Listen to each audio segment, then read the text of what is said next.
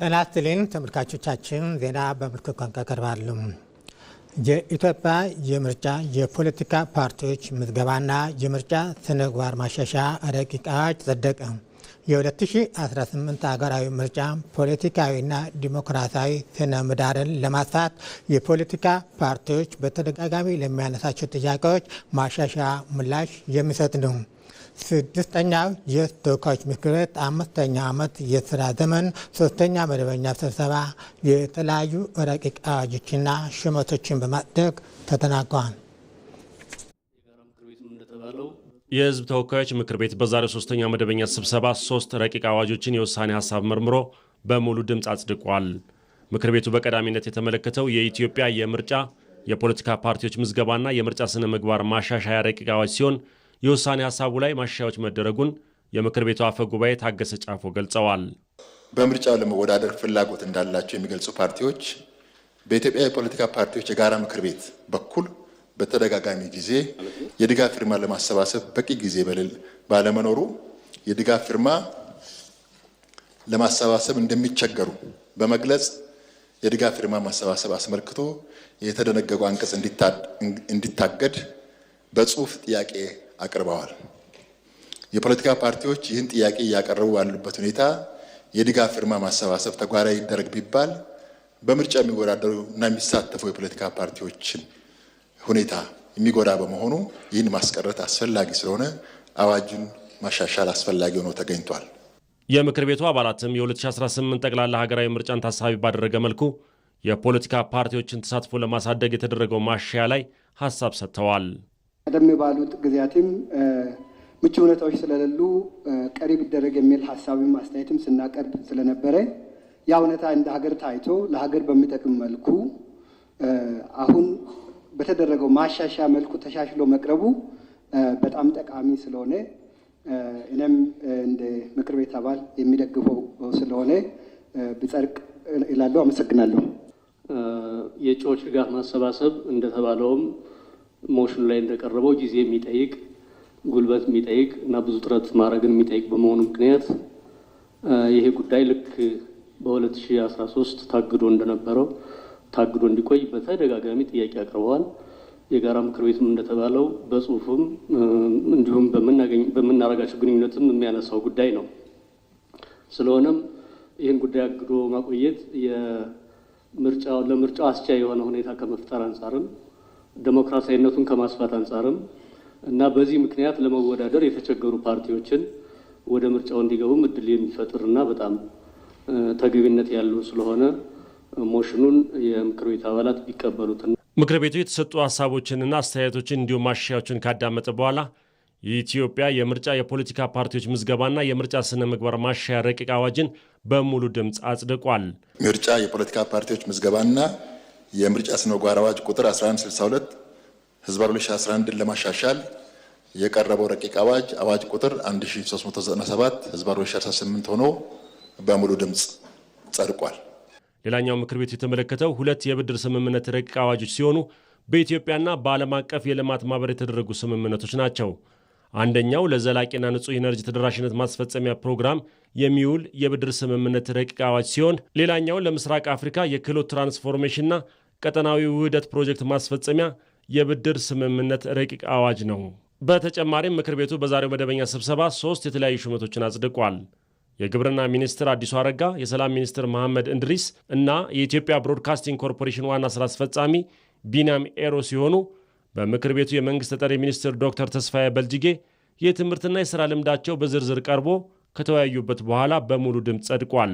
ተሿሚዎችም በምክር ቤቱ ፊት ቃለ መሐላ ፈጽመዋል። ምክር ቤቱ ድንበር ተሻጋሪ ወንጀልን በጋራ ለመከላከል የሚያስችሉ 4 የተለያዩ ረቂቅ አዋጆችን መርምሮ ለዝርዝር እይታ ለሕግና ፍትህ ጉዳዮች ቋሚ ኮሚቴ መርቷል። በአማራ ክልል መንግስትና በአማራ ፋኖ ህዝባዊ ድርጅት መካከል ዘላቂ የሰላም ስምምነት ተፈረመ። ስምምነቱ በአማራ ክልል ርዕሰ መስተዳድር አረጋ ከበደና በአማራ ፋኖ ህዝባዊ ድርጅት በኩል ካፒቴን ማስረቻ ሰጠኝ ፈርመዋል። በሁለቱ ወገኖች መካከል ዘላቂ የሰላም ስምምነት እንዲፈረም በአፍሪካ ህብረትና በኢጋድ አደራዳሪነት ሲካሄድ መቆየቱን ተገልጿል። በአማራ ክልል መንግስትና በአማራ ፋኖ ህዝባዊ ድርጅት አፋሕድ መካከል ለረጅም ጊዜያት ድርድር ሲደረግበት የቆየው ዘላቂ የሰላም ስምምነት ተፈርሟል። በክልሉ መንግስት በኩል ርዕሰ መስተዳድር አረጋ ከበደ፣ በአማራ ፋኖ ህዝባዊ ድርጅት አፋሕድ በኩል ደግሞ ካፕቴን ማስረሻ ሰጤ ስምምነቱን ፈርሟል። ከዚህ ቀደም ሲካሄድ የነበረው ድርድር በአፍሪካ ህብረትና ኢጋድ አደራዳሪዎች አማካኝነት ሲካሄድ የቆየ መሆኑም በመድረኩ ተገልጿል። ዕለቱ ለክልሉ ህዝብና አካባቢ የሰላም አየር መተንፈስ የሚያስችል የመጀመሪያ ሁነት መሆኑን የገለጹት ርዕሰ መስተዳድር አረጋ ከበደ ከግጭት አትራፊ እንደሌለ ተናግረዋል። የዘላቂ ሰላም ስምምነቱ ሂደት ችግሮችን በውይይት የመፍታት ልምምድን እንደሚያጎናጽፍም ገልጸዋል። ከግጭት ማንም አያተርፍ። ሁለቱ ተፋላሚ ወገኖችም ሆኑ በዚህ ውስጥ የሚኖረው ህዝባችን በብዙ ጉዳትን ያስከትል ካልሆነ በስተቀር ማንም ከግጭት አያተርፍ። አሸናፊም ተሸናፊም የለም። በግጭትም ተጀምሮ በግጭት የተናቀቀ ጥቅምም መብትም የለም። ነገር ግን ዛሬ እንዳደረግነው በሰላም ሁላችንም እናተርፋለን። ከዚህ ማንም ያተርፋል። መንግስት ያተርፋል። ለህዝብ ጥያቄ አለም ብለው ከዚህ ቀደም ግጭቱ የነበሩ ወንድሞቻችን በትልቁ ያተርፋሉ። ሌላው ቀርቶ በትልቁ ደግሞ ህዝባችን በእኛ ግጭት ምክንያት ሁለመናው እያጣዋለው ህዝባችን ደግሞ በትልቁ ያተርፋል፣ በትልቁ እፎይታን ያገኛል። እንዲህ አይነት ድርድርና ውይይት ሰላምን ብቻ ሳይሆን ችግሮቻችንን በውይይትና በድርድር የመፍታት ልምምድን ያጎናጽፋል። በክልሉ የሚንቀሳቀሱ ታጣቂዎች ወደ ሰላማዊ መንገድ እንዲመጡ የህዝቡ ተደጋጋሚ ጥያቄ መሆኑን የገለጹት ርዕሰ መስተዳድሩ መንግስት ለሰላማዊ ውይይት ዝግጁ መሆኑንም በመግለጽ ሌሎች በጫካ ታጥቀው የሚንቀሳቀሱ ወደ ውይይት እንዲመጡም ጥሪ አቅርበዋል።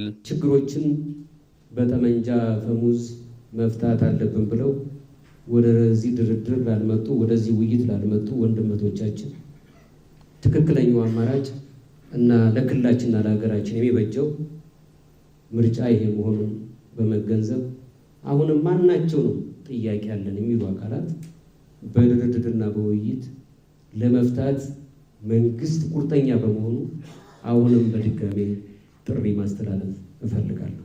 የአማራ ፋኖ ህዝባዊ ድርጅት አፋሕድን ወክለው ከክልሉ መንግስት ጋር ዘላቂ የሰላም ስምምነቱን የተፈራረሙት ካፕቴን ማስረሻ ሰጤ በበኩላቸው የግጭቶች መቋጫ ውይይት መሆኑ ሊታወቅ ይገባል ብለዋል። እንደሚታወቀው በጦርነት ተጀምሮ በጦርነት ያለቀ ታሪክ የለም።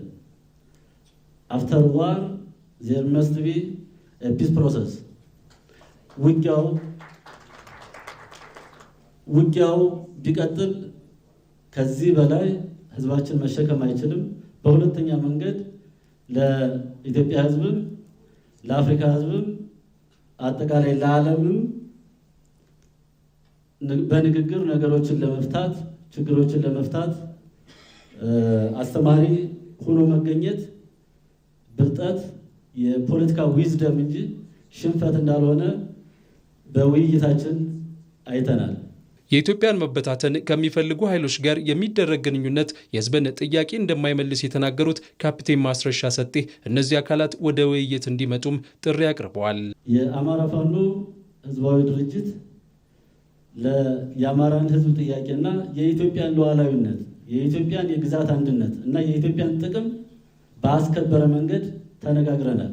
ኢትዮጵያ እንድትበታተን ከሚፈልጉ ኃይሎች ጋር የሚደረግ ግንኙነት አጥፊነት እንጂ የህዝብ ጥያቄም እንዳልሆነና በዚያ መንገድም የህዝብ ጥያቄ መመለስ እንደማይችል ተረድተው በሌላ መንገድ ያሉ በተለያዩ የኢትዮጵያ አካባቢ ያሉ ትጥቅ አንስተው የሚንቀሳቀሱ ወገኖች ይህንን ፈለግ በመከተል ወደ ውይይት መጥተው በጠረጴዛ ዙሪያ ችግሮቻቸውን ተነጋግረው እንዲፈቱ ጥሪ እያቀረብኩ ለተደረገው ስምምነትና ንግግር እና ይህንን ፋሲሊቴት ላደረጋችሁ በሙሉ የከበረ ሰላምታዬን አቀርባለሁ። አመሰግናለሁ። በአማራ ክልል መንግስትና በአማራ ፋኖ ህዝባዊ ድርጅት አፋሕድ መካከል የተፈረመው ዘላቂ የሰላም ስምምነት ክልሉ በቀጣይ ለሚያደርገው የሰላም እንቅስቃሴ ጉልህ ሚና እንደሚኖረውም ተገልጿል። ስምምነቱ ለአፍሪካዊ ችግሮች አፍሪካዊ መፍትሄ ለመስጠት የተያዘውን አካሄድ የሚያሳይ መሆኑም ተገልጿል። የአማራ ፋኖ ህዝባዊ ድርጅት የኮር ስራ አስፈጻሚ የነበሩት መስፍን አባተ ስምምነቱን ኢትዮጵያን ለማፈራረስ ለሚሰሩ አካላት መጠቀሚያ ላለመሆን የሚያስችል ስለመሆኑ ገልጸዋል። የአማራ ክልል ምክትል ርዕሰ መስተዳድር አብዱ ሁሴን በበኩላቸው በዚህ ስምምነት ሰላም ወዳድ ዜጎች አሸንፈዋል ብለዋል።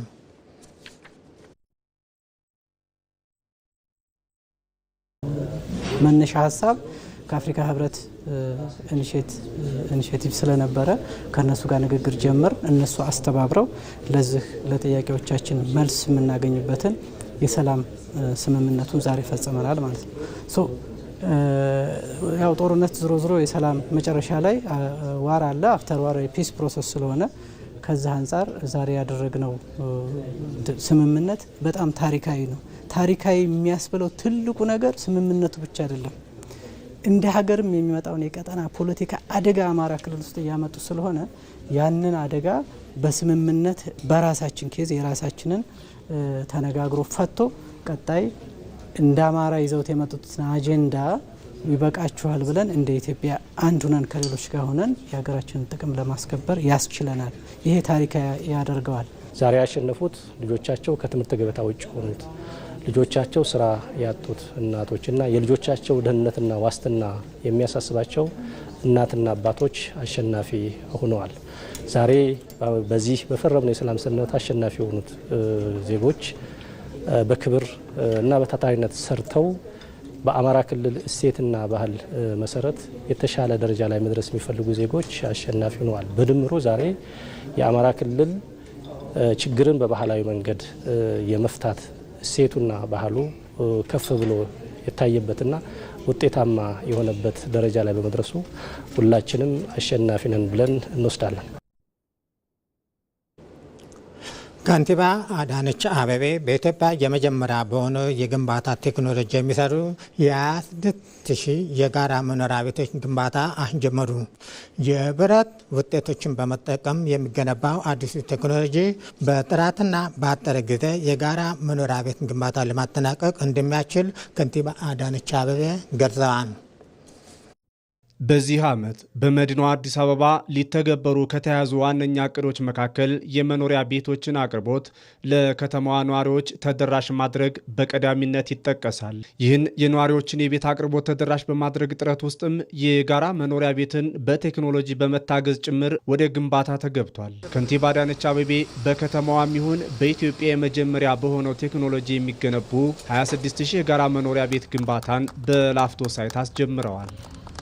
የከተማ አስተዳደሩ በቤቶች ልማት ላይ በብርቱ ትጋት እየሰራ እንደሚገኝ የሚናገሩት ከንቲባ አዳነች አቤቤ ከተለመደው የግንባታ አሰራር በተጨማሪም የተለያዩ ቴክኖሎጂ በመጠቀም ቤቶችን ይገነባል ብለዋል። ከተማችን በተለመደው የግንባታ አሰራር ትገነባለች።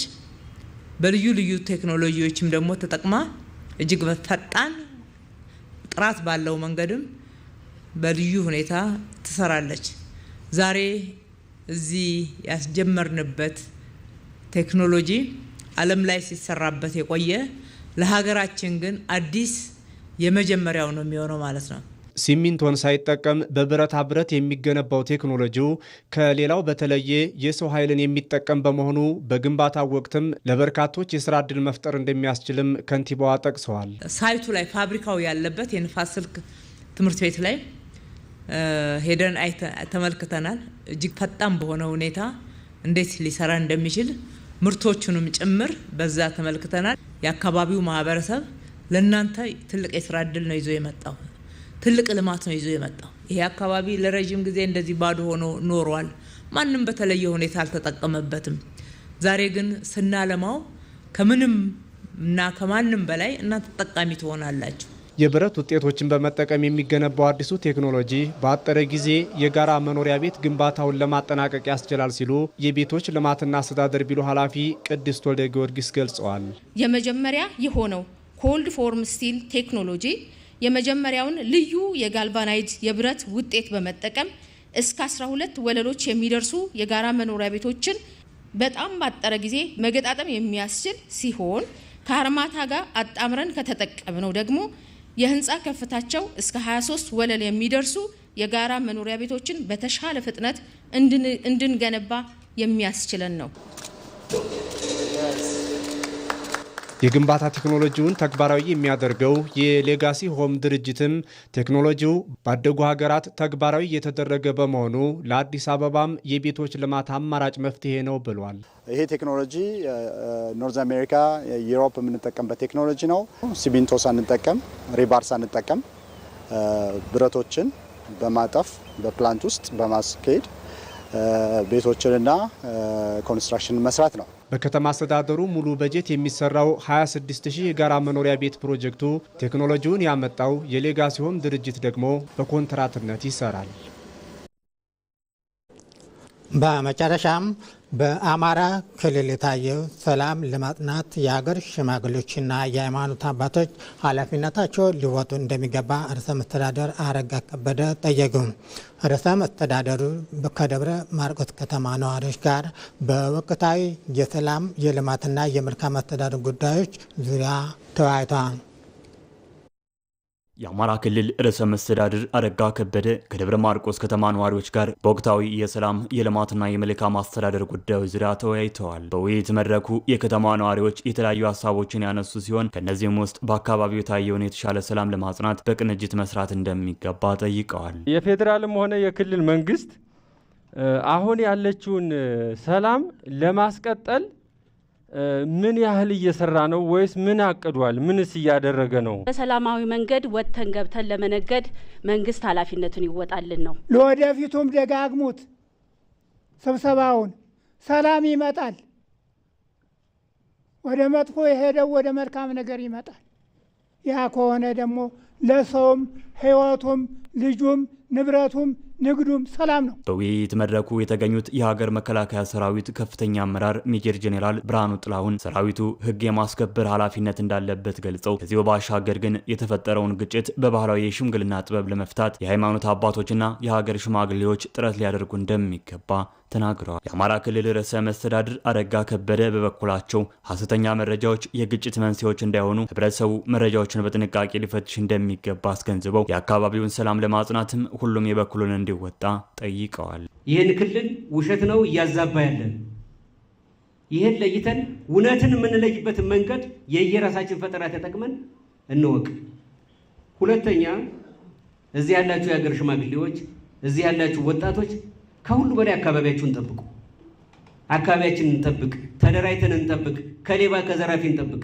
የሀገር ሽማግሌዎች፣ የሃይማኖት አባቶች፣ ወጣቶች ይሄ ጉዳይ በሰላም እንዲፈታ በድርድር እንዲፈታ የራሳችሁን ጥረት አድርጉ። ከዛ በኋላ እኛን ትወቅሳላችሁ። እንደዚህ ብለን ለዋዛ ለይስሙላ የምንናገር ከሆነ እኛን ትወቅሳላችሁ።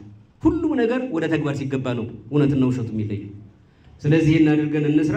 በውይይቱ ተሳታፊዎች ዘንድ ከልማት ስራዎች አንጻርም ጥያቄዎች የተነሱ ሲሆን ደብረ ማርቆስ ከተማ ከታሪኩ አንጻር በሚገባት ልክ ልትለማ ይገባል ሲሉ አስተያየታቸውን ሰጥተዋል። ልማት እርግጥ ነው በመንግስት ብቻ የሚመለስ ጉዳይ አይደለም። ህብረተሰቡ የራሱ አስተዋጽኦ አለው። ዛሬም የመልማት ጥያቄያችንን ይውልን። እንደ ከተማ መልማት አለብን። መሰረተ ልማት የላትም ከተማዋ። የኢንቨስትመንትን ስራ መንግስት ካላጠናከረ አይዞህ ካላለው ካልተንከባከበው ካልጠበቀው እንዴት አድርጎ መስራት ይችላል? ይሄንን እስከ ክልል ድረስ አሳውቀናል፣ ግን የተወሰደ እርምጃ የለም። ምንድነው መፍትሄው? በዚህ ጉዳይ ላይ ምላሽ የሰጡት ርዕሰ መስተዳድሩ በከተማዋ ማህበረሰቡ የሚያነሳቸውን የመልካም አስተዳደርና የልማት ጥያቄዎች ለመፍታት በቁርጠኝነት እንደሚሰራ በማብራሪያቸው አንስተዋል። በተለይ በከተማ አስተዳደሩ ይፈቱ የተባሉ ከመሰረተ ልማት ጋር ከአገልግሎት አሰጣጥ ጋር እና ከልማት ጋር የተያያዙ ጉዳዮች በደንብ ተለግመው ተይዘው ሊፈቱ ይገባል። እኛም እንደ ክልል በምንችለው ከተማ አስተዳደሩን ለማገዝ ዝግጁ ነን። እንደ አማራ ሚዲያ ኮርፖሬሽን ዘገባ በከተማ በተካሄደው ህዝባዊ የውይይት መድረክ ከፍተኛ የመንግስት የስራ ኃላፊዎችን ጨምሮ ወጣቶች፣ የሃይማኖት አባቶችና የሀገር ሽማግሌዎች እንዲሁም ሌሎች የህብረተሰብ ክፍሎች ተሳትፈዋል።